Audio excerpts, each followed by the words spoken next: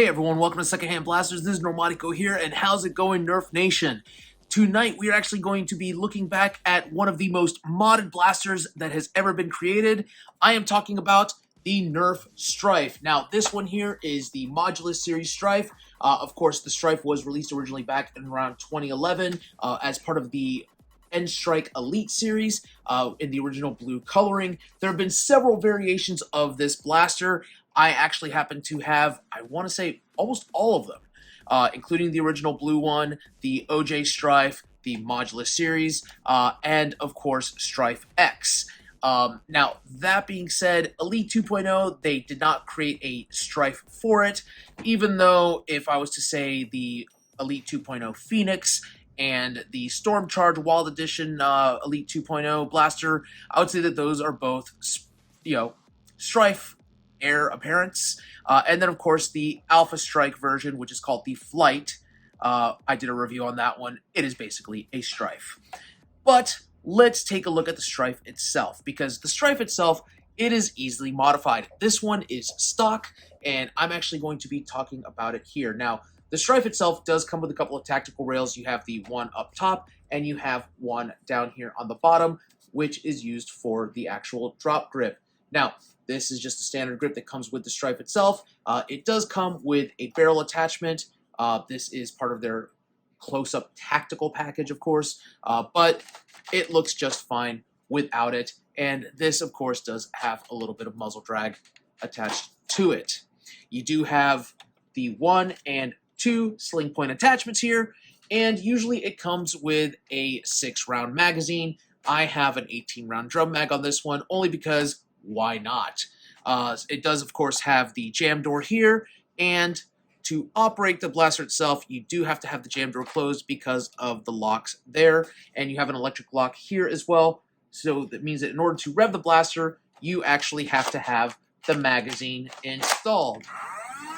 Now, in this blaster, I'm actually running 2 of my 3.7 volt IMR batteries, along with 2 standard batteries, so you're getting about the same voltage that you would normally get out of a LiPo.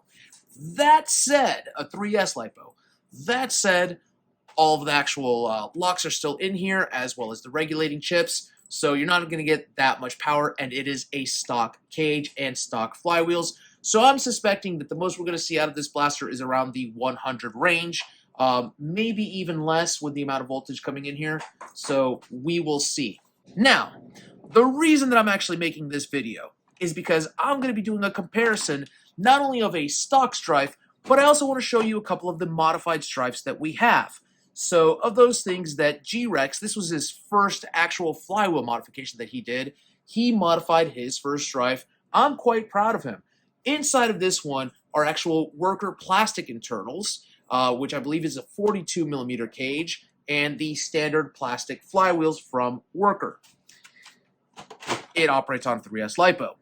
Then, of course, there's my Camo Stryfe. This one, I used this one as a training example for G-Rex, where he kind of followed my instructions. I actually have a metal flywheel cage, and a metal motor cage, and metal flywheels in this one. We're going to be testing out the difference performance. Of course, there is a slight difference in the cages, whereas his is a straight 42mm cage. This one is closer to the 42.5mm, so there is a slight difference, but it is also for 3S LiPo. To give you an idea, this is what this one sounds like. And they are both running on Kraken motors. Of course, but wait! There's more! There is, of course, the OJ Stryfe. This one has been salvaged. I saved this one from a dustbin. Of course, I have the Kriss Vector kit from Worker attached to it. This one also has 2 Kraken motors in it. And it actually has a 3D printed flywheel cage from Out of Darts with a 39mm crush. And it also has Kepler flywheels. So you can hear the difference in the motors themselves and in the flywheels itself. Now, I actually have an extra LiPo battery that is charging, and you will hear how much louder the plastic flywheels are for the Worker one, which is the Modulus. Then, of course, because there's yet another one that we're going to be doing, and again, I apologize. If you've seen my review video before, you've already heard this blaster, and you heard me sing its praises. But we have the Stryfe-X, and that is what it sounds like when it revs. So this one only shoots half-length darts. Of course, you can fit Talon mags in here, and of course, it also works with its own proprietary magazine. One thing I will tell you is that these magazines, they are on sale now. You can get them on Amazon, 2 of them for $9.99. That comes in less than the standard Worker Talon magazines. With a simple modification, just to let you know, if you actually just shave this down, you can fit this in any of the actual Worker magazine adapters. Of course, my OJ Stryfe has been modified to shoot out half darts as well. So we're going to be testing and comparing that OJ Stryfe to this one when it comes to see what the performance is. Because again, this is $120 retail. That Stryfe, you know what? I paid, I think, $5 for it. And when it comes to the actual internals, I have about maybe $50 worth of parts in there. So we'll see if this is truly worth retail compared to what you can do at home on your own. But first, let's get the chronograph going for all of the blasters, and let's do that now.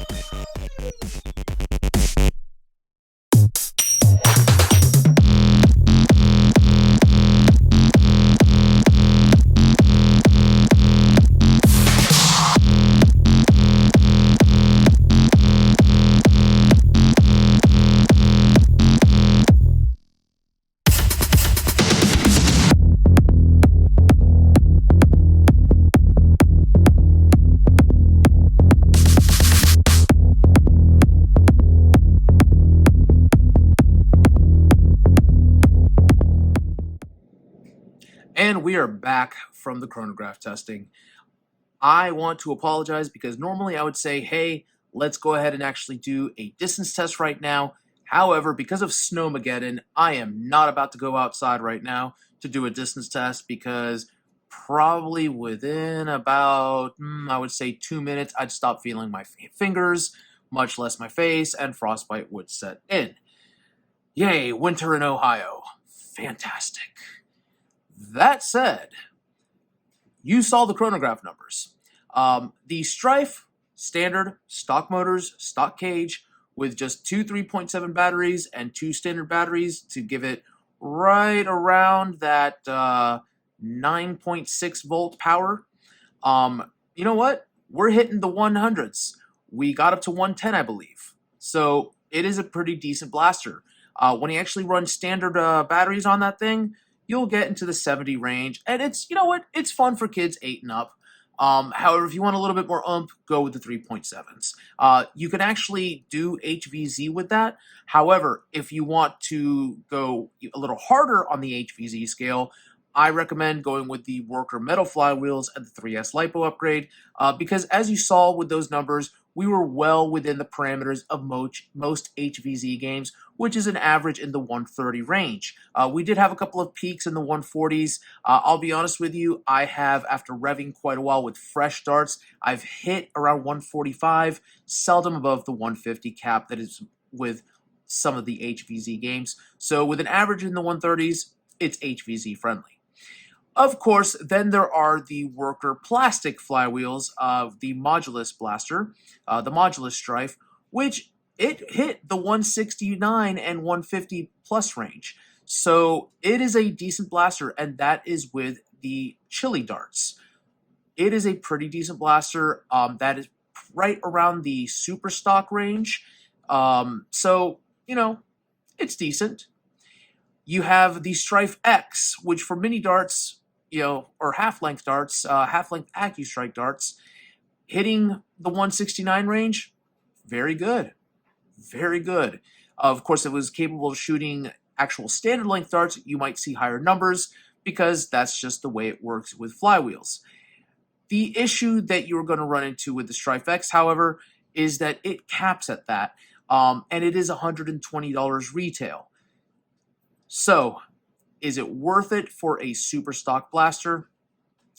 I mean, yes, it is. I do not regret getting the Stryfe-X. However, if you are a modder, you can obviously create what I did with this one. You saw what it got with the half-length bamboo darts. Now, I will freely admit that there's an issue with the actual push rod. I need to open this thing back up, see about getting it fixed so that it fires more consistently.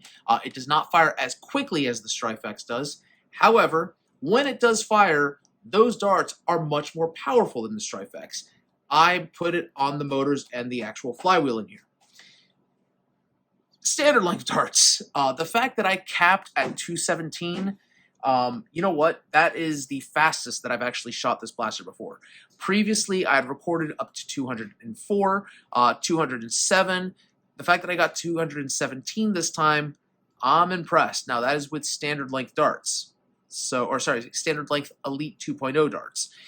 Unfortunately, in the magazine that I had, it was a mixed bag of a couple of fresh darts and a couple of much older darts. So they've been tested and they've been slammed up against that door quite a bit.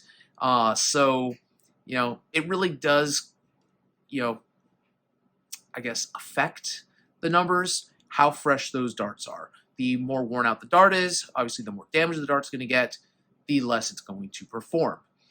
Accuracy-wise, of course, it is Elite 2.0, not that great. However, when you are firing at 200 feet per second, if you're just shooting within 30 feet of somebody, it's going to hit. If you actually switch to the green chili darts, this will get into the 180, 185 range. Still a little bit above super stock, bordering into that ultra stock range. However, this does qualify as an ultra stock blaster because it does hit into the 200 range. So that said, this is the king of my Stryfe collections right now. As for the naming of it, you know what? I actually posted on the Facebook page. I needed help naming this thing, and I gotta give credit to some of the people in the Nerf Zero BS Facebook group, because some of the names that they came up with, they genuinely made me laugh. One of them said, hey, given the history behind it, the fact that I actually grabbed this out of the, I basically saved it from going to the dump, I should call it the Afterlife, though I think I might do a play on that one and call it the After Strife. You know, get the play on words there. And then, of course, the one that made me laugh only because, God bless the internet, Blasty McBlasterface. I don't know, Blasty McBlasterface, what do you think? Is that going to be your new name? No. We'll see. If you have any naming ideas for this blaster, please do so. Leave something in the comments. I actually need to come up with a name on this thing. I do not have any memories made yet when it comes to actual combat play, because this one will not be going out to competitive play until mid-February, when I actually take it for its debut on the Nerf battlefield. So we will see. But yeah, this is just fun. If you have a favorite Stryfe build, go ahead and actually post something in the comments. If you are actually interested in seeing me build something similar to this, I might modify that Modulus Stryfe that I had that was stock, and I might see what I do with that one. Either I make another ultra stock one, or try to meet it somewhere in the middle. I want to thank you all for watching Secondhand Blasters. Until next time, keep on blasting.